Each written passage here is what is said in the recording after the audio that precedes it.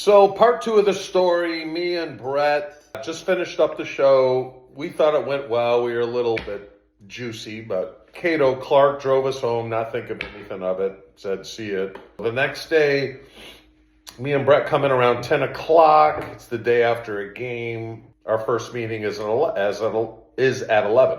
So we go up to the meeting. As usual, it's Frank, Brett, and myself right next to one another. So we're just sitting there shooting the bull, waiting for Holmgren to come in. And all of a sudden, me and Brett get a tap on our shoulders. And it's Mike's assistant, Gary Reynolds. And he says, hey, Mike wants to see you in his office after this meeting. And we're like, that's never a good thing.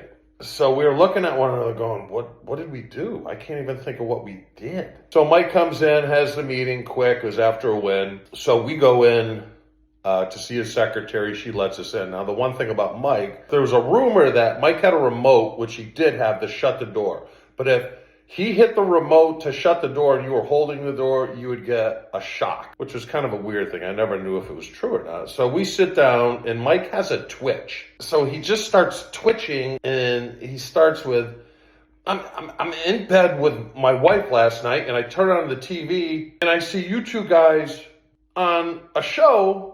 Were you drunk? And I look at Brett. Brett looks at me. I'm waiting for him to say something, so he does. He's like, no. We had a couple beers, and he just starts to twitch. He's like, how many beers did you have? So again, I look at Brett. Brett says 2. And I'm trying not to laugh. I'm scared to death of what Holmgren, and he bought it. He's like, starts twitching, and he's like, okay, just know that you can't be doing that. I'm like, coach, it was a physical game. We needed a couple beers to unwind. He's like, okay, I get it. But just don't do that anymore. Couldn't believe that was it. Way to go, Brett. Thanks a lot. That's all I got.